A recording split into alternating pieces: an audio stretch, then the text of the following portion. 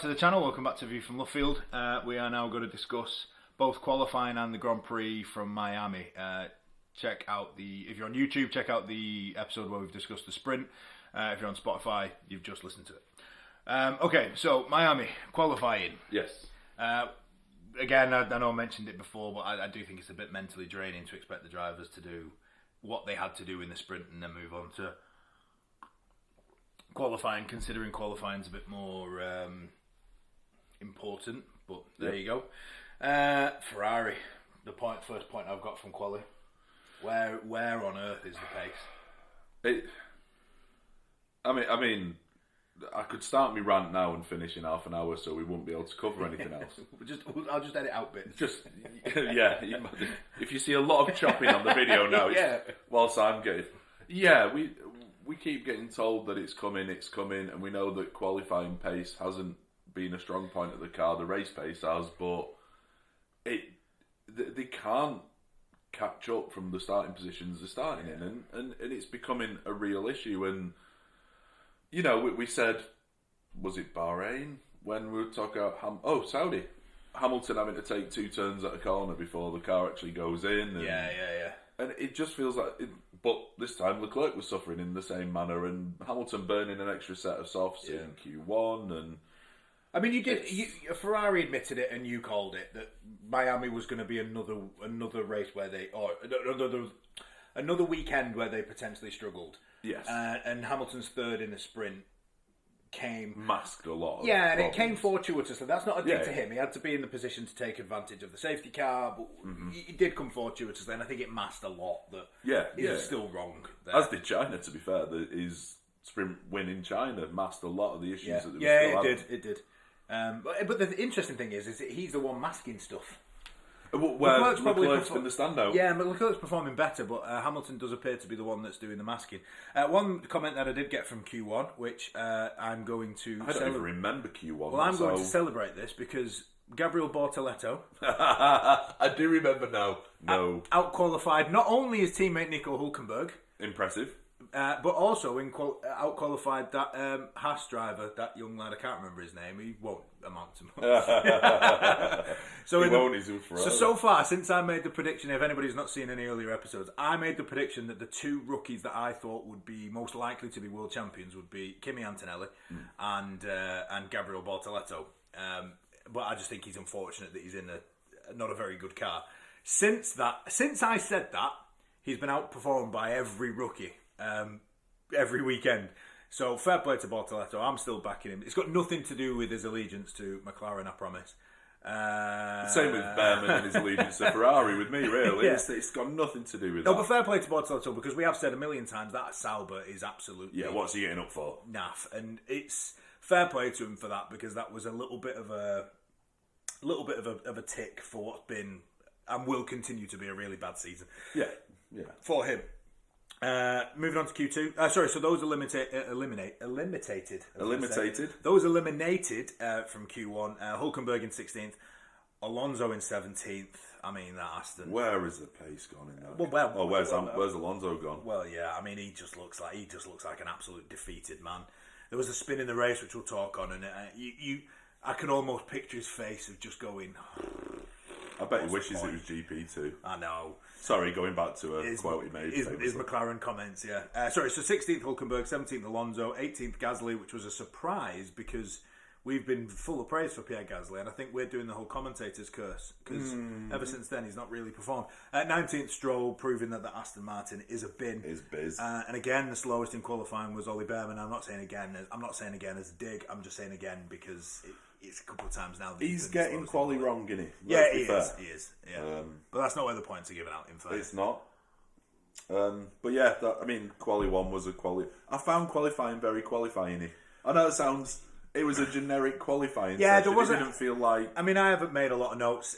Even moving on to Q2, the only real standout thing from Q2 was Piastri's 1:26.2 was a magnificent lap. Yeah. But then if you go on to Q3, that was again...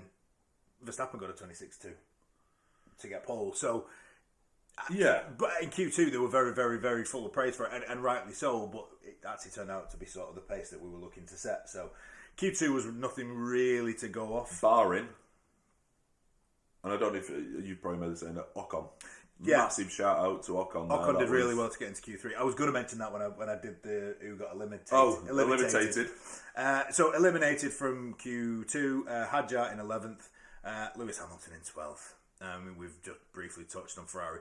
Phil will have a minute to rant about Ferrari. A minute during the race. Hamilton 12th, really poor. Bortoletto 13th. As we mentioned, fantastic for him to get into Q2. Doohan in 14th and Liam Lawson in 15th, which does touch on to what Phil's point was just about to be made. Cracking performance from Esteban Ocon to get the Haas into Q3, especially when you consider that his teammate was the slowest man in qualifying. That's a brilliant performance from Ocon. And what was really interesting is a note that I made at the end of Q2, which does translate into the race, is we looked like we were having a little bit of a Williams v Ferrari thing going on, because there was Albon and Sainz were they outqualified Hamilton, and in the end did actually outqualify Leclerc as well. So that would have been okay in the 90s. That would have been expected. I mean, sorry, it was Williams versus one Ferrari in quality. It was Haas versus the other, which Sauber versus the other. Both. I mean, how often is it that any of the Ferrari customer teams outqualifies a factory team? Well, I mean, there was a point. There was a point in the race where Hamilton was being outperformed by by Ocon, and you just thought, again, we'll touch on the race in a minute, but it's just an indication of where they're at. Q3 again, just very quickly, because as Phil said, qualifying was very qualifying-y. There wasn't a great deal to discuss, which helps us with this podcast because we don't have to give it too much time. Q3 for me, the McLaren just didn't do enough. I thought they just didn't dial it up at all in the last. It should have been a 1-2. It should have been. That car was leaps and bounds ahead of everyone else, as proven in the next bit we talk about. Verstappen, yet again, very Verstappen-y. I'm just adding a Y on the end of everything.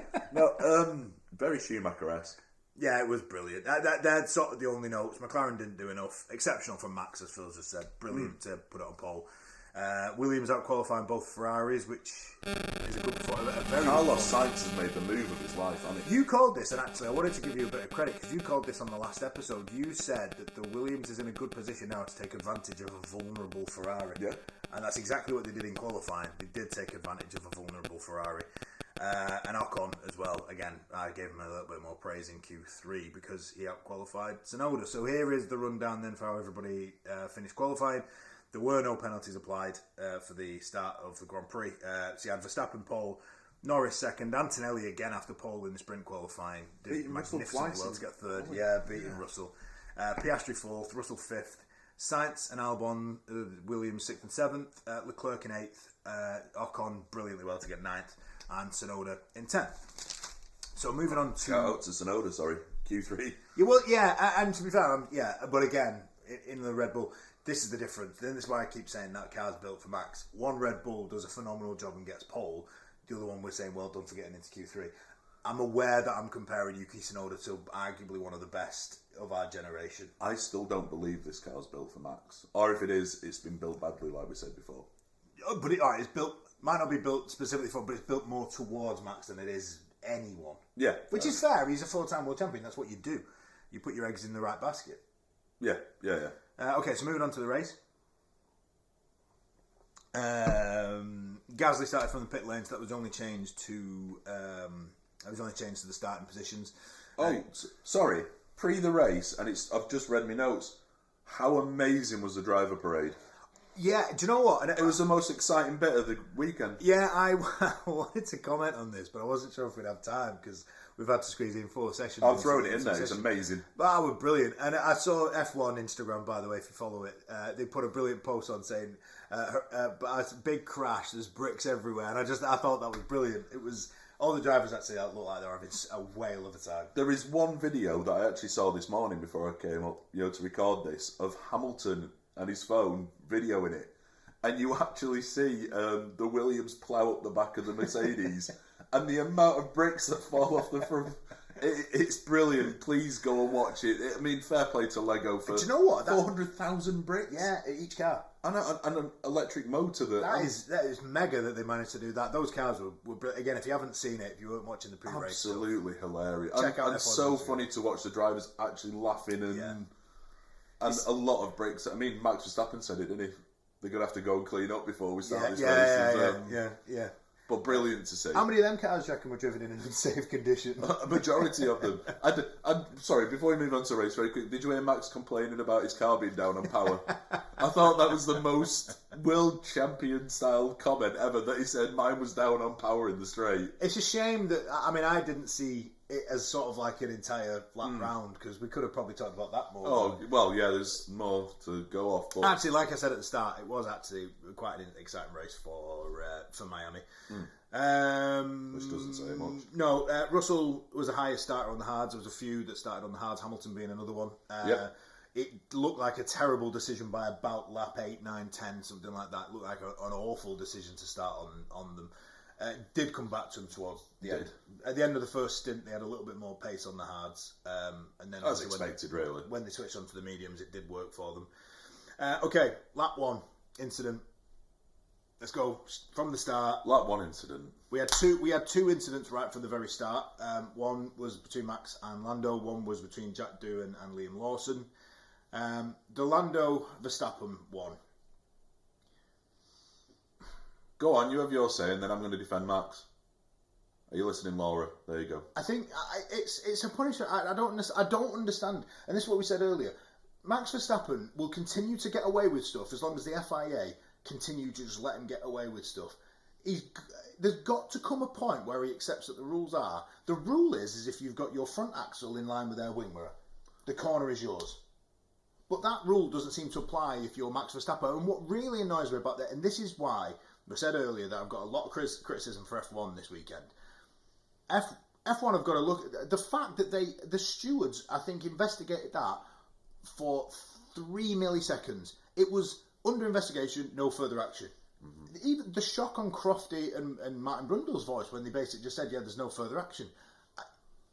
I mean, they changed their mind and flipped. Well, I think we all did, as to what the actual rules were, because it was outside of one corner, inside of the next, and obviously the driver guidelines aren't very clear. Yeah. But in defence of Max Verstappen, and only to counterbalance this, because I do think it was a bit naughty, he did slide. Yeah. And we both agree that Schumacher and Senna were one of the greatest of all times. Would they have yielded to Norris on that corner? I'm not necessarily saying he should yield, but you look later on in the race. This is the difference between, and this is what I mean about Max will continue to push the rules, push the boundaries until he gets punished. You're right, they wouldn't have yielded, and Max Verstappen's a 4-time world champion. Later on in the race, Norris gets Verstappen, and both of them go all 4 wheels off the track. Yeah. The FIA don't tell Lando to do anything. McLaren don't even tell Lando to do anything.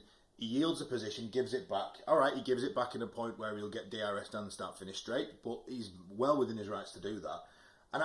And he knows that there's no point in running the risk of a 5-10 second penalty. Get this done quick.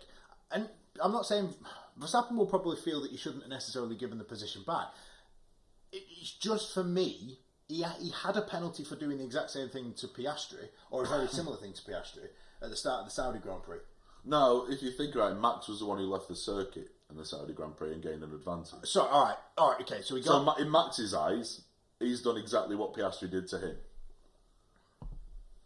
In Max's eyes, I'm not saying we agree with what he's seen, but what he's done is kept his car in a position where the other car has to go off the circuit. Yeah. Sorry, I'm not saying it's right. I'm not saying I agree with this. I'm saying Max left his car where he believes Piastri left his car in Saudi.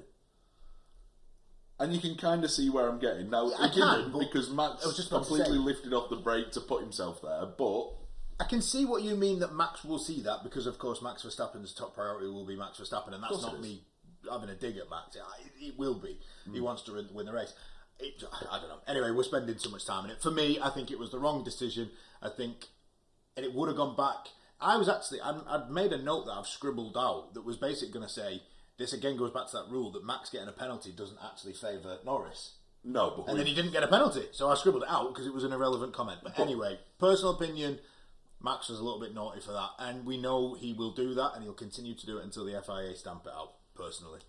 But a flip side to that, I think the one between Doohan and Lawson was a racing incident. It's a shame for Jack Doohan because he did well in qualifying to out-qualify Gasly. Yeah. But for me, that was a racing incident. Yeah. And then we touched on it that Doohan then decided to drive the car in a unsafe condition. And I've made my point clear. By the way, I'm trying not to be biased. I appreciate the t-shirt I've got on, and you all know that I'm a McLaren fan. I'm trying not to be biased that Verstappen should be. My personal opinion is that maybe the papaya tinted glasses are on, but my personal opinion is a Verstappen one should be a penalty of Verstappen. Anyway, great. There was some fantastic battling, specifically at the front. The Piastri versus Verstappen battle at first I thought was magnificent between the two, and then I thought the Norris v Verstappen battle as well that came up a few laps later was also interesting to watch. The difference in the two, because I know what you're going to say. Yeah, we kind of talked about this last night, didn't we? Yeah, we did. It felt like on TV it took Lando a lot longer to get past Verstappen than it did Piastri, and I don't know this information, so I apologise. Maybe we should have looked it up. But maybe it was late. Was it longer? Yeah, it was. It was a 9 o'clock start. So, did it take longer, or does it just feel like it took longer because Piastri was so measured, so controlled, as we know he is, so horizontal about it? Whereas Norris, we saw him chuck it down the outside of turn 1. Didn't happen. He went off a little bit, lost a bit of time because Norris was a little bit more frantic about it. The perfect word. Did it feel like it took longer? Because don't forget, Piastri was following Verstappen for a while. It was just he wasn't outdoing himself to get it done. But if you think about it, Verstappen had run because Antonelli got up second at one point, didn't he? So Verstappen had run away quite a bit. So Piastri had to make up that time before. Yeah. A lot like Norris did. It just felt, once Piastri got there, it was like, I'll give it a lap, give it 2 laps. Yeah. Where can I get him? I'll have a go. Oh, Max is a bit smart. Next time round, done him. I think Norris was, I'm going into this corner. Oh, I've run wide because I've locked up. I'm going into this corner. He's not. Oh, I'm going into this corner. We both run wide. It just, again, I'm not going to say is he bottling it this time. I'm going to, Norris put himself under pressure again. It felt like he was feeling it on every move. Yeah, I agree. Yeah. He felt desperate to do it. I think the other thing that makes it look like it took Norris longer than it took Piastri was the simple fact that Piastri was running away. So it made it feel longer because by the time he eventually got it done, Piastri was 9 seconds ahead. And obviously when Piastri was trying to get past Verstappen, there was no one else setting the tone. Yeah, so that might have been another thing. Possibly. But anyway, phenomenal driving from both the McLarens to get through. I thought Williams had a fantastic race again. There was a sneaky little move by Sainz on Hamilton on the very last lap, very last corner. Well, it's not last corner, but it technically is. I thought Williams did well.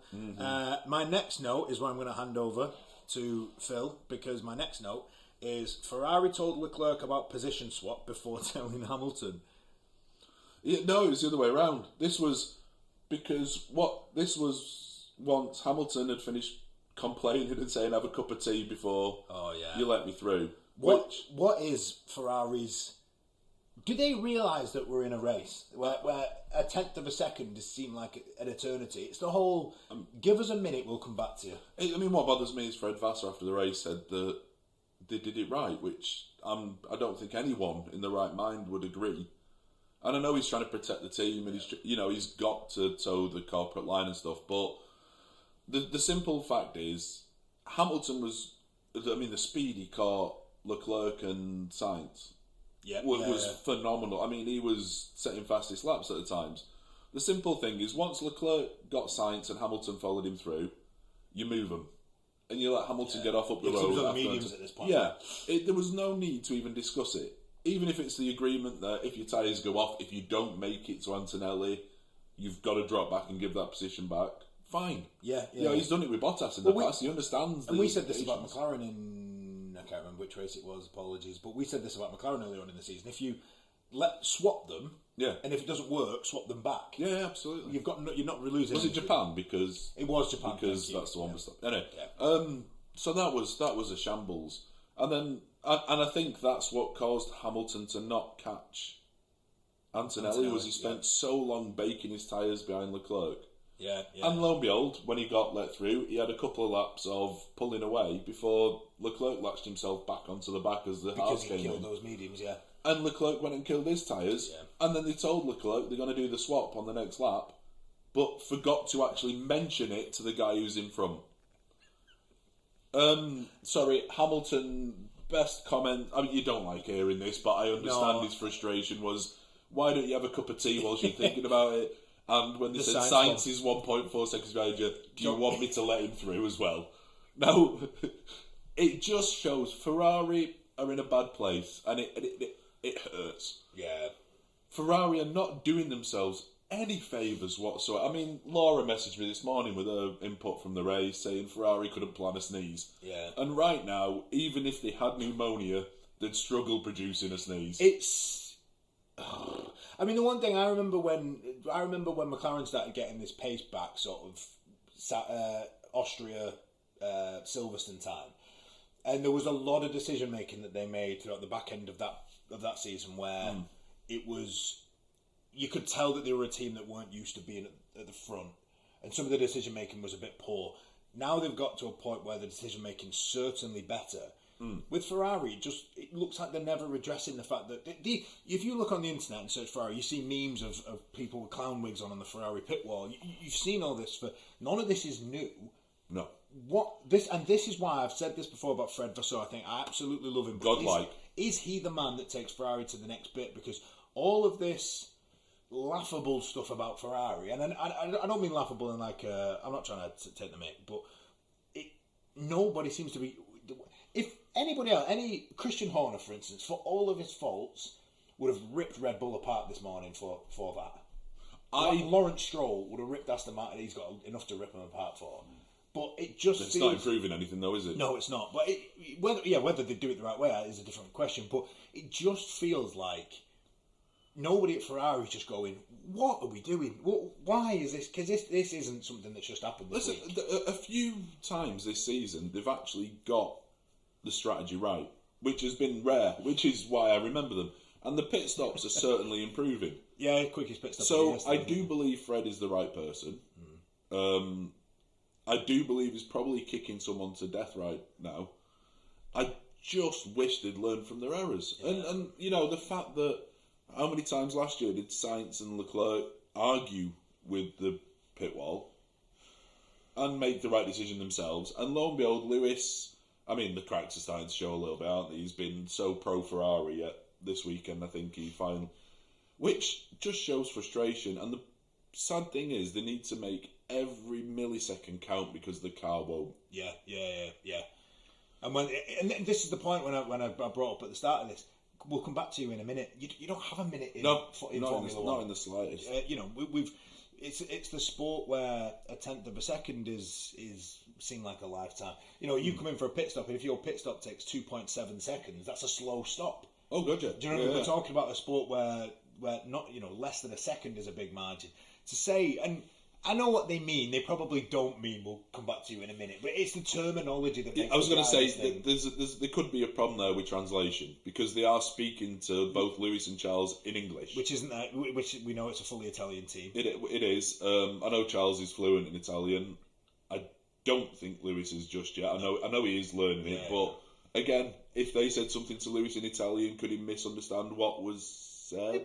And you're right. It could be. Because it's a phrase, isn't it? Give me a minute. Yeah, give me a minute. It doesn't mean... Yeah, I know what you mean, but it's... Because it winds me up when the boys do that, when you say, give me a second, and they go, one.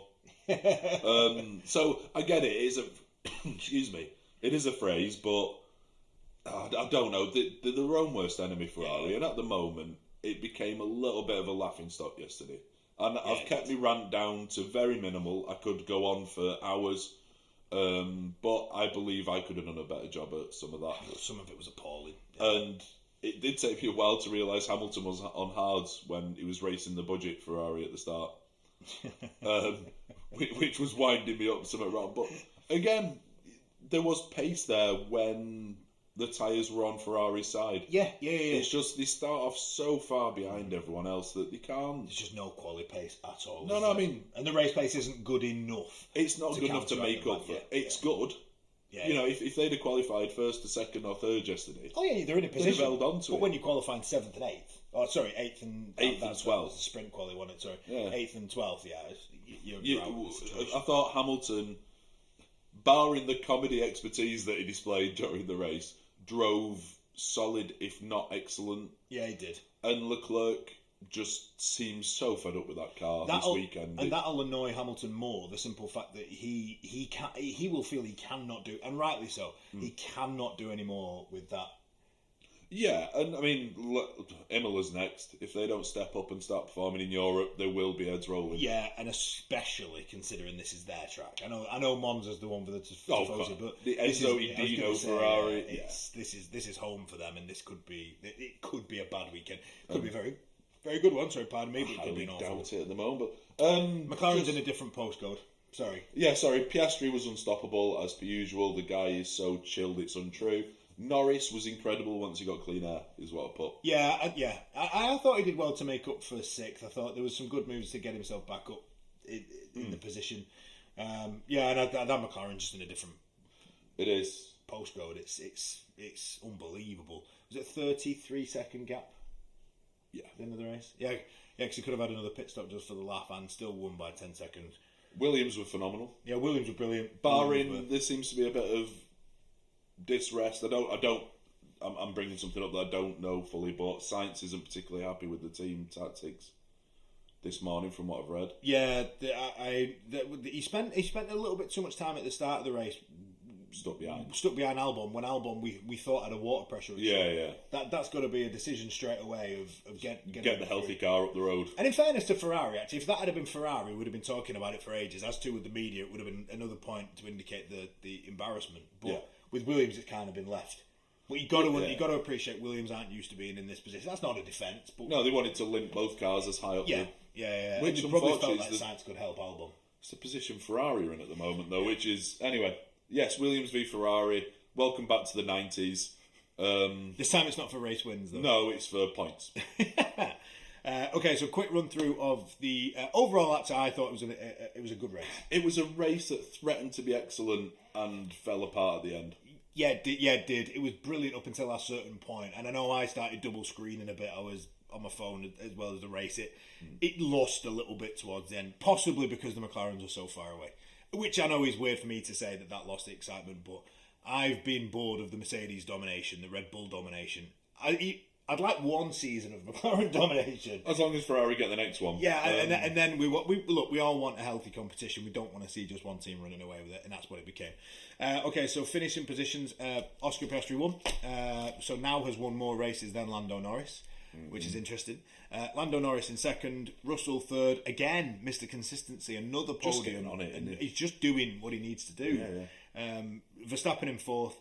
Albon fifth, so brilliant from him to get that up there. Antonelli in sixth. Again, it was another one where stuff just didn't go his way. Nothing particularly solid good. Drive again. Yeah, he looks settled in that team now, which is frightening for everyone. They're the team to watch, I think. Yeah. Leclerc in seventh, Hamilton eighth, Sainz ninth, Tsunoda 10th, Hadjar, and then outside the points, Hadjar 11th, Ocon 12th, Gasly 13th, Hulkenberg 14th, Alonso 15th, Stroll 16th.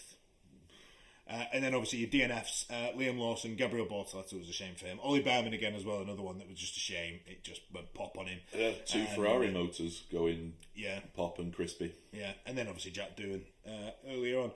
Phil, you've got the championship standings as well run through. I have, yeah. It's Piastri, obviously 131 points, Norris 115. Verstappen 99. I thought the gap had been a bit bigger. He's still lurking. On, isn't he? And interestingly, Russell 93. Yeah, he's again. The consistencies. There's a gap forming between Piastri and Norris. Well, saying that, the gap's the same between Piastri and Norris and Verstappen. But and then 16 points. Then there's a country mile to Leclerc on 53, Antonelli 48, Hamilton 41, Albon 30, Ocon and Stroll both on 14 points. Ocon, that's impressive. Stroll is impressive. Yeah. Because that car's a bin. Tsunoda on 9, Gasly and Sainz both on 7 points. Behrman and Hulkenberg both on 6 points. Hadja, who we've been waxing lyrical about all season, is the last point scorer this year on 5 points. And you've got Alonso, Lawson, Doohan, and Bortoletto. Pointless. That's not in life. McLaren 246 points, Mercedes 141, Red Bull 105, Ferrari 94, Williams 37, Haas 20, Aston Martin on 14, Racing Bulls on 8, Alpine on 7, and Sauber on 6. So nobody pointless. Nobody pointless, but I mean the Racing Bulls, Alpine, and Sauber battles is actually getting quite interesting. And do you know what? If Sauber don't finish bottom, it's magic.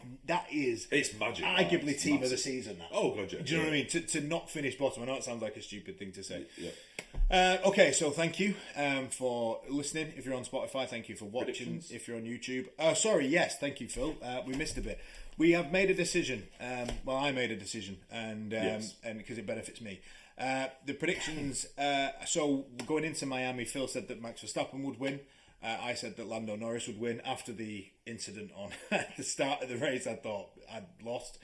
Neither did. So congratulations to Oscar Piastri. But we have decided. We'll take a count back. Yeah, we have decided that we're going to take a count back. So because Norris finished second, Verstappen was fourth. That counts as a point to me. So yay. Phil's not happy about it, but otherwise we'd probably finish this season 1-0. 1-0, yeah, because we're awful at predicting is what we've learned. Yeah, so that's now 1-1 is the score. And even though I went Norris back-to-back, we've also now set a rule that you can't go back-to-back because whoever goes first will just continue to pick Piastri by the looks of it. So 1-1 now on the predictions. Predictions for Imola? Well, seeing as though we can't go back-to-back now, the person who I was going to pick, so overtaking's difficult. I can't, so I'm going to go Piastri. This is going to be qualifying, isn't it?